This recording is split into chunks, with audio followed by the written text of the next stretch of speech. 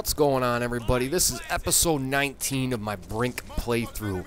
I know, it's been crazy. I can't believe there's already 19 episodes, and we got one left before the playthrough's through. But I'm still going to bring you Brink gameplay because I found a lot of access points in this map that I found completely on accident because I got lost. This is day 21 on the security side. I am using the limey thing just like the guy in front of me. I look exactly like him, or the bot, I should say. But I'm using the Euston AR with the acog scope and light body style to get around a little bit faster because heavy was holding me back on a few of the attack missions. What you'll see here is you have to blow this door or the panel here in the beginning. So you're going to want to start out as soldier, and then the second objective is actually soldier as well, so you can stick right through soldier for the first two objectives. The map in the beginning is a little bit short to say. Like, it's a very short run. You can see I get lost here for whatever reason. I didn't know where I was going. But the map in the beginning, it's a very short run to get back. But on the flip side of that, if you're using heavy body style, it's not a very short run. It actually takes quite a bit to get back, especially if you get lost. And as you can see, you only have 5 minutes to do it. So you're going to want to be moving fairly quick. One thing is, it's not hard to get up here and get to this point. And once you do have this first HE charge planted, it's very easy to defend because they're only coming from one of two directions. Underneath, which they're going to have to make their way up all the way around, or off to the left there, as you can, when you see me turn here and point off to the left a little bit. That's the only two access points you got to cover. So it's not that big of a deal. Unless your team completely screws up and they do make it up behind you and end up killing you, and we know how that could happen in a heartbeat. One thing I almost failed right here because I forgot to reload and my aim was completely off. Luckily, I forgoed the loading up because he probably almost had that damn thing off on me. As you can see, I whipped up a new intro in Sony Vegas. Didn't screw around with Cinema 4D at all. Just said, okay, I'm going to sit down with Sony Vegas, play with this program, see what's going on, and start getting into a lot more editing and see what I can do with a lot of these videos to bring a more, a better experience for everybody, and just to see what I can do with my videos. So that's where I'm going to start. I started with a new video. I think I got all the audio synced up right, and hopefully you guys like it. I like it. And then we're going to start going with a little different color scheme. I'm going to switch up my channel background a little bit once I get Photoshop reinstalled and all that. I got a lot of ideas going around for my channel, and I just wanted to give it that professional look, and when people come to my channel, they're like, damn, look at this channel. It looks kick-ass, type of thing. And we'll go for there. I'm not going to bore you with all too much with that until I get it done and get it happening and see what happens with there and see how and get your guys' feedback on everything. So let me know what you guys think about the intro. If you got any suggestions for me and other things to see what I can do with it, and I'll start playing with it. There's a lot more to Sony Vegas than I actually thought, to be completely honest. It was kind of surprising. So we busted through the first objective, and the second objective, as you can see, is to blow another door, like I said before.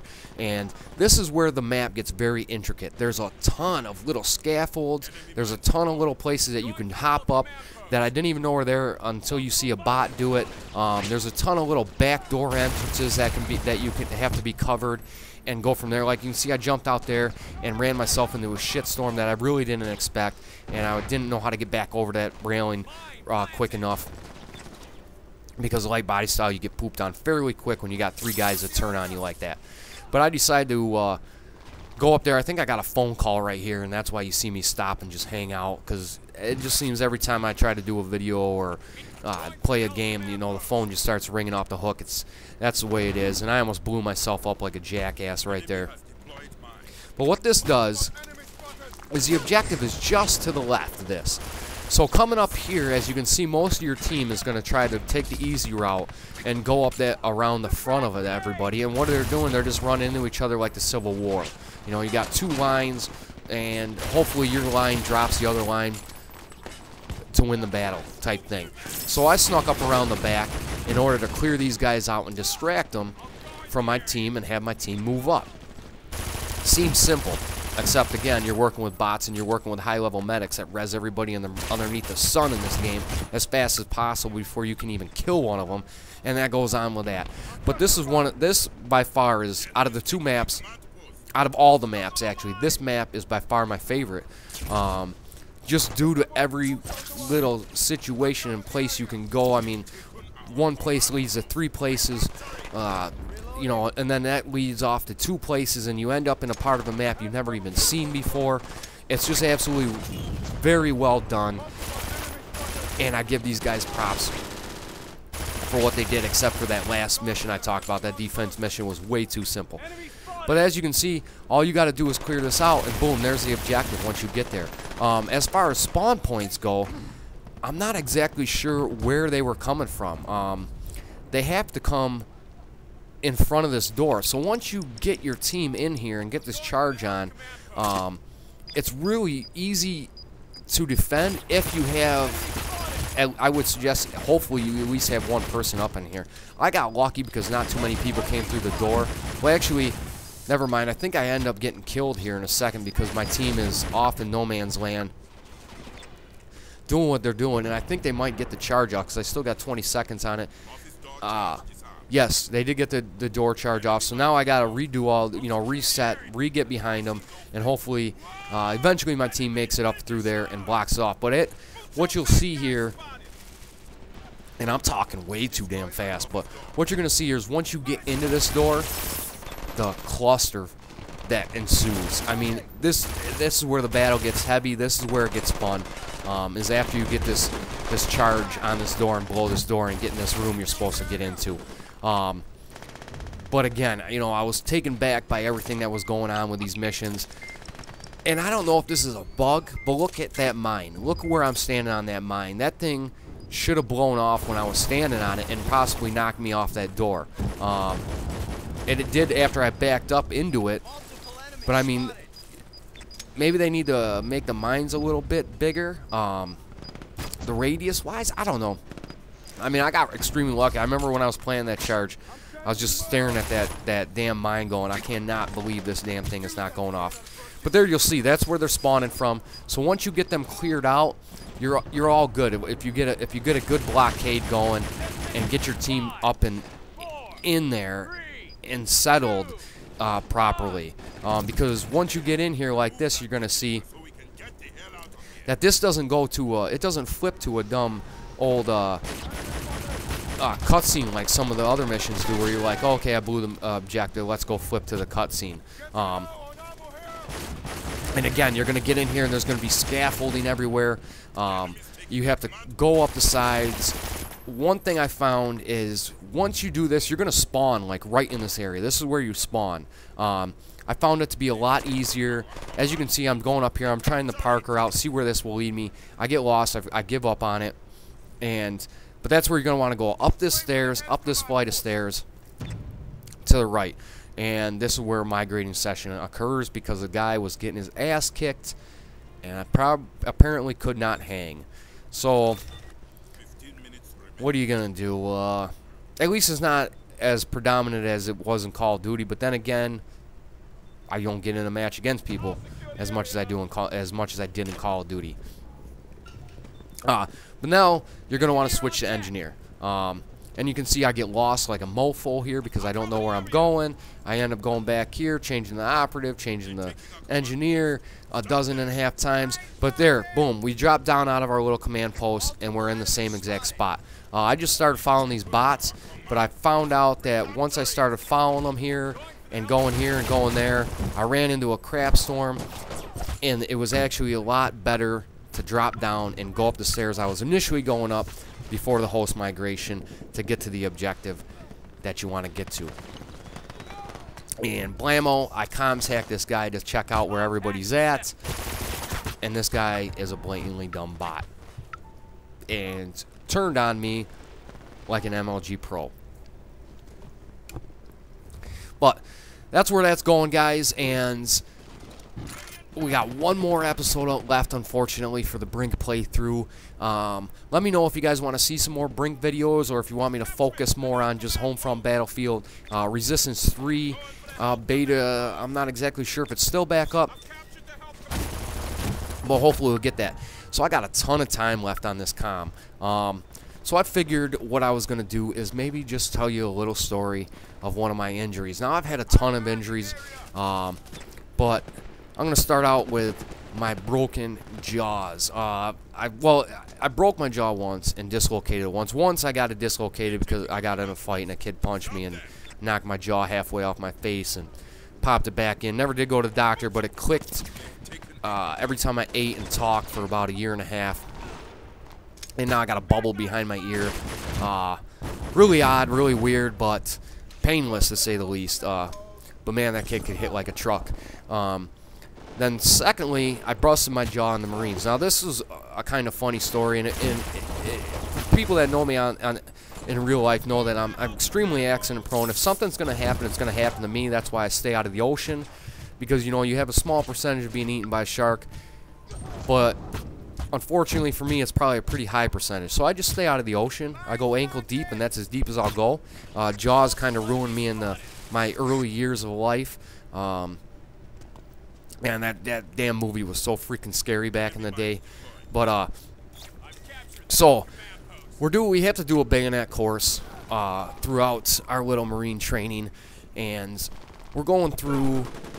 And mind you, it's in the middle of spring, so my unit, they like to fuck with us a lot, and we had to wear, for those you know, our cold weather boots in the military are like these rubber white boots. I'm not sure if they've changed them by now, but they suck. They're horrible. They're actually worse for you. I mean, you sweat so bad in them that you could actually literally dump water out of your boots, and it's not good in the winter to be dumping water out of your boots.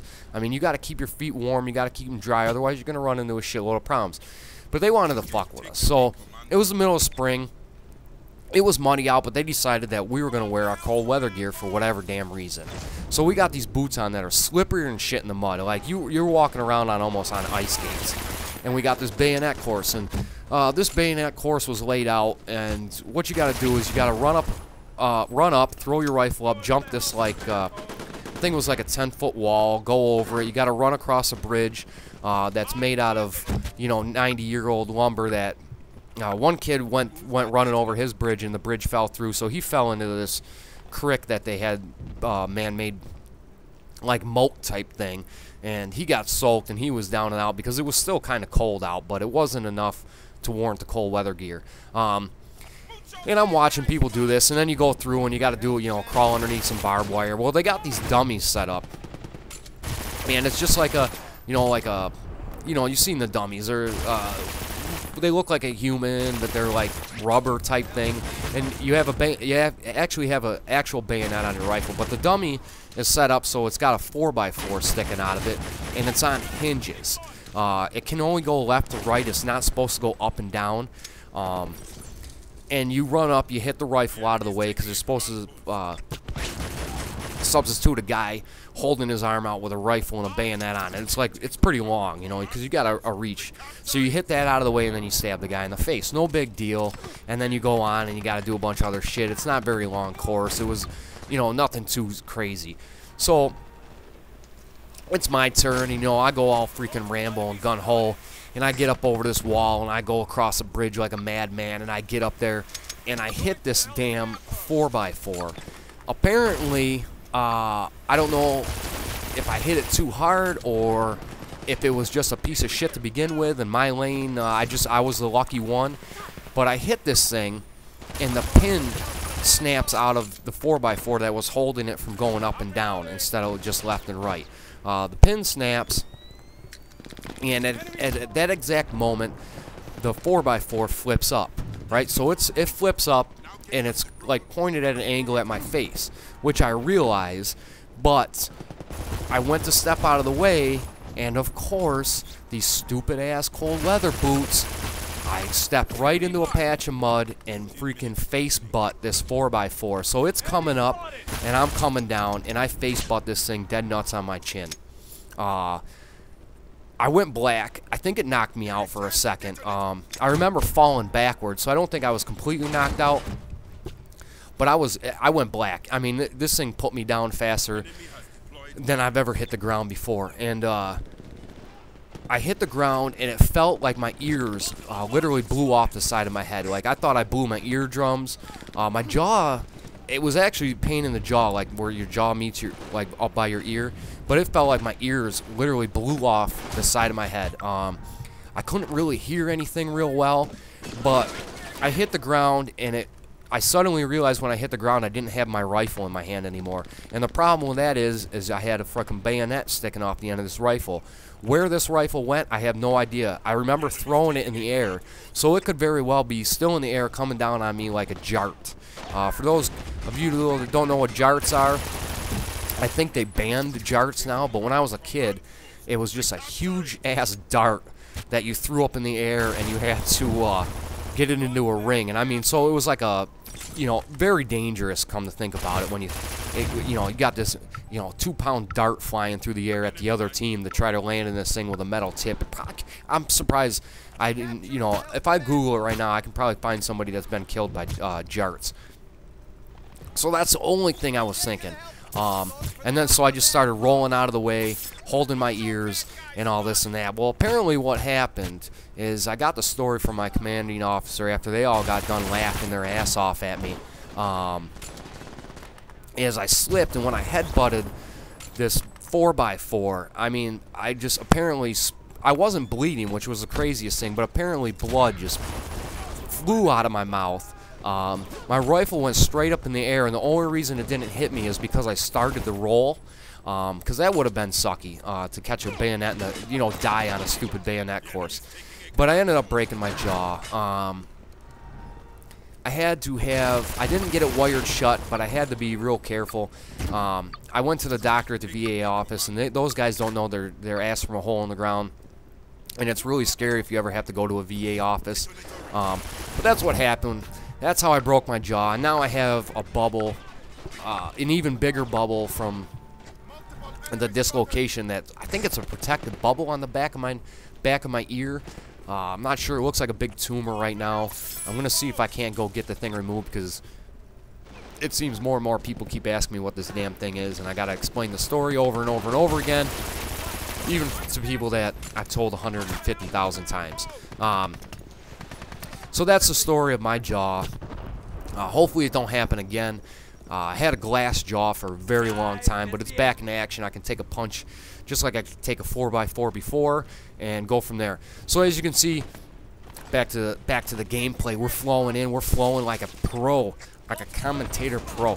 But you repair this thing, and now you got to escort the guy back to your little thing. It's not a very far escort. But again, unfortunately, if a bot picks it up, you never know what's going to happen. I decided to comms hack this guy to see what's going on. But that's the end of the match, guys. And that will be that. You got to throw the bomb out the door so it doesn't blow whatever you were protecting up. So, as always, guys, have a great day. Peace.